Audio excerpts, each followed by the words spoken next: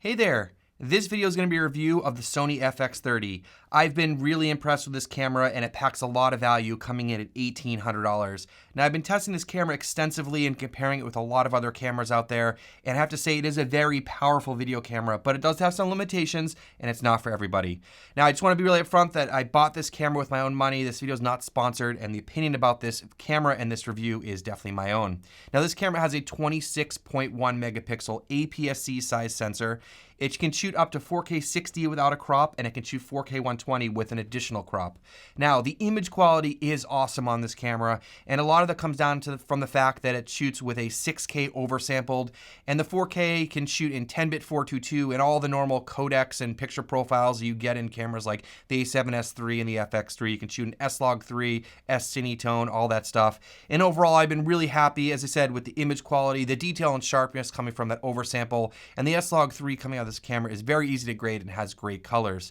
In addition to all that great stuff in terms of the image quality, you can also shoot in 16-bit RAW external if you're recording to something like a Ninja V. Now, as I said, this camera can shoot up to 4K 120, but there is a crop in 4K 120. So first of all, let's take a look at the image quality at 60 frames a second and 120 frames per second. So comparing the image quality at 4K 24 with 4K 60, you can see that the image quality is very similar, and that's because in both of those modes, you're getting that 6K oversample. But when you compare 4K 24 with 4K 120, because the image is cropped in on top of the APS-C sensor, you get a lot more noise. So I have to say it does have 4K 120, but I'm not really sure how usable it is in every situation because you're going to be cropping in on top of the APS-C sensor, so you have to make sure that you have the appropriate focal lengths to accommodate that. Now, in some situations, it's going to be, helpful for you if you're trying to shoot wildlife or things really far away, but keep in mind you're going to get a lot more noise in the image. Let's talk about dynamic range on the FX30. It does a pretty solid job in S-Log3, and I'm going to be talking about how it compares with a lot of other cameras, so I made videos about all these comparisons, which I'll leave linked down below. So first of all, comparing it with the ZVE10 and also the R7, it definitely has more dynamic range than those cameras. But when I started comparing it with cameras like the A7 IV and the FX3, it definitely does not have as much dynamic range as those cameras. Sony is marketing the FX30 as having a dual base ISO. And for their own definition, what they say is that when you have a dual base ISO system in a camera, you should get similar noise and dynamic range performance at both bases. And in this camera, the bases are 800 and 2500. Now, it's been tested that the dynamic range is similar at 800 and 2500, but from what I've seen in my testing, and I've made previous videos about this, is that the noise is not similar between 800 and 2500. And in fact, when I was comparing it against the R7, which does not have a dual base ISO, the noise got worse from 2000 to 2500. And so in every other camera that I've used that's out there that has a dual base ISO system or dual sensitivity ISO system, you definitely see the noise clean up when you hit the second base ISO. And so from this camera, it should clean up going from 2000 to 2500, and I definitely didn't see that.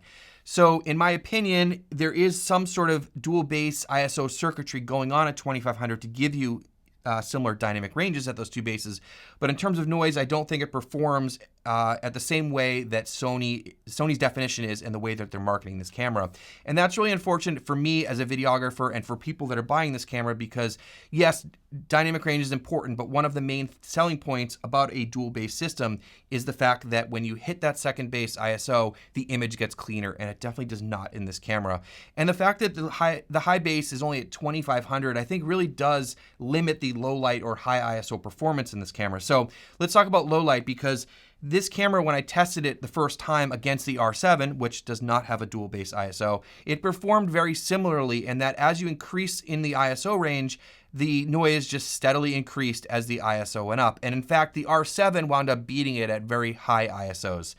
So again, I wasn't very impressed with the low light performance of this camera comparing it to some of the other cameras. I did compare it against the ZVE10 and it did better than the ZVE10. But when I compared it with the FX3 and the A7 IV, those cameras did better than the FX30 in terms of low light. The FX30 has an in-body image stabilization system very similar to the ones found in the FX3 and A7 IV. And when I tested against those cameras, it performed very similarly. And for the walking test, I don't think it does great just walking and holding the camera, but that's pretty common with these Sony cameras. And when I compared it against cameras like the R7, I think the Canon systems for that kind of stabilization work better. Now, in terms of holding a static shot, the FX30 did great in both the standard and the active stabilization modes. I think it's very usable for those kinds of situations. In terms of rolling shutter, the FX30 does better than some of the other offerings out there. I compared it with the R7 and the A7 IV and the ZV-E10, and it did better than all those cameras. But when I compared it against the FX3 had better rolling shutter performance. So with this new camera, it definitely has, quicker readout or faster processing, and it allows it to get better rolling shutter, but it's not perfect. Now let's talk about the build quality and the physical characteristics of the FX30. It has the same body and design as the FX3, which I love as a compact video camera. A very solid feeling professional video camera that has lots of cool features like awesome buttons and dials. Also has quarter 20 mounting points all over it, so it has sort of a cageless design. In terms of the ports on this camera, you have sort of the standard ports. So we have 2 USB connections, we have a mic input, a headphone jack, and a full-size HDMI port, which is awesome. Onto the back of the camera, we do have some really cool buttons and dials that are geared towards videography. So we have a peaking button, we have a zebra button, and the screen here is an updated flippy screen, so this has more resolution than the previous offerings. It has 2.36 million dots. Now, in my opinion, it does look better than some of those other cameras after using it for a while, but still, I think it should be bigger and it should look a little bit better and brighter and have better colors. I'm never a huge fan of the LCD screens on the Sony cameras. As part of this having that pro-style video camera body, it does have some really cool buttons and dials. It has buttons for the iris, the white balance, and the ISO, which is really cool. It also has a rocker switch here for either using clear image zoom or using a power zoom lens.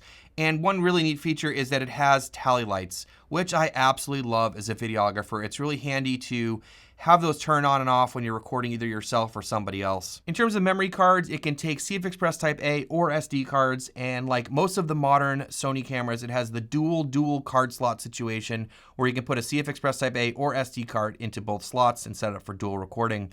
Now, you only need the CF Express Type A for certain really high quality modes, but a V90 SD card will cover you for most situations. One other big thing about this camera, which is no surprise to anybody watching this video, is that it does not have an EVF. So if you're looking for an EVF for photography, for wildlife, for adding a third point of contact pressing against your face or seeing something out in the bright sunlight, you don't have an EVF. But overall, I think the build quality is awesome. I've always been a fan, as I said, of the FX3's body, and it has a nice deep grip and just definitely feels like a high quality camera. You can also use the hot shoe here to put a XLR handle on it, so you can get that as an additional accessory, or you can use the XLR K3M. The FX30 has awesome autofocus and has awesome lens selection because Sony has an incredible selection of APS-C and full-frame lenses. Of course, you can use either on this camera, but one of the benefits of using a camera like the FX30 and an APS-C sensor is that a lot of the lenses are smaller and cheaper, so you just have a lot of options out there.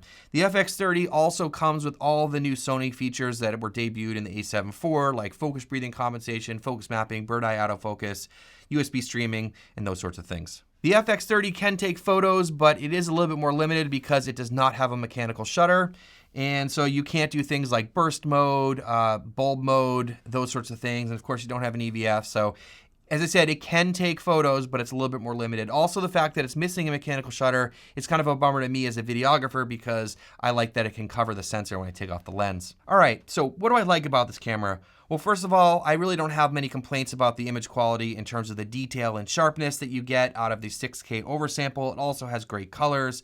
I do really like the build quality. It feels like a professional video camera, very solid feeling and well made.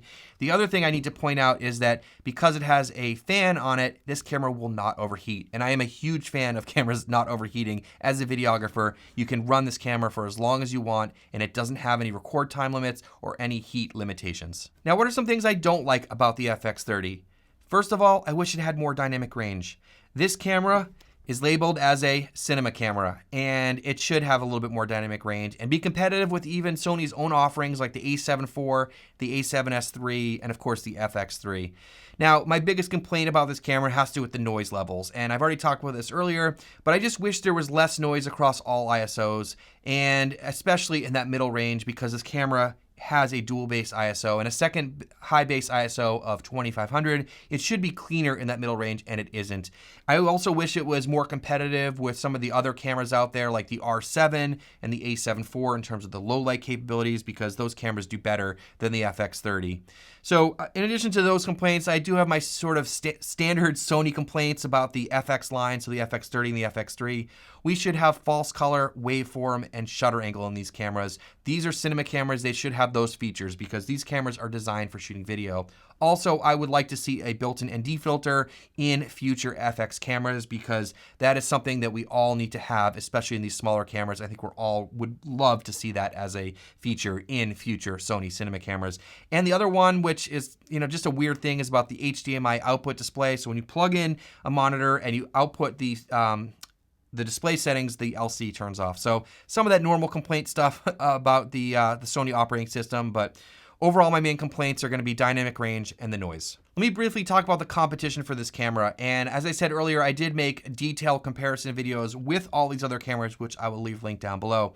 First of which is the Canon R7, which comes in at $300 less than the FX30. And I have to say that they were very, very similar, but the R7 having an EVF and having more photography capabilities makes it more of a hybrid camera. But in terms of straight up image quality and like 4K 24, they were very similar.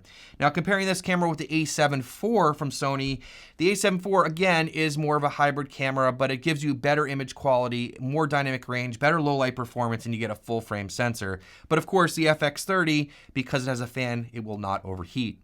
Now comparing this camera with the ZV-E10, which is a much more budget option from Sony, what I found was pretty interesting, and then if you're shooting in 4K 24, the cameras look very, very similar, but if anything in addition to that, you're gonna get a much better camera with a lot more features. Now comparing this with the Sony FX3, which is basically its big brother, you definitely get a little bit more of everything. You get better low light performance, more dynamic range, you get better performance in 4K 120, but I have to say that this camera will match up really well with cameras like the FX3 and the FX6. All right, so who's this camera for? Well, I think it's for any videographer or content creator that's looking for a very reliable pro-style video camera. This camera is going to be a workhorse. It has a fan in it, so it won't overheat. You don't have to worry about long record times. It also has a lot of features, and you can shoot in lots of different frame rates and codecs. If you own an FX3, an FX6, or an FX9, this will be an awesome B or C camera. The fact that it shoots in Cine, it'll operate exactly the same as those other cameras, and it'll fit into your workflow really, really well. Overall, this is a great camera, and I think that Sony did a fantastic job packing in a lot of value into this camera, coming in under $2,000. But I have to say that a lot of people were excited about the FX30, and they think they're going to get an FX3 for half the price, and that's definitely not the case. There are some limitations in this camera that you need to be aware of, but overall, I think it's going to make a lot of people happy, and yeah, it's a great camera. All right, hope you enjoyed this video. If you did, please consider hitting subscribe down below. It would mean a whole lot to me. Thank you so much for watching. We'll see you in the next one.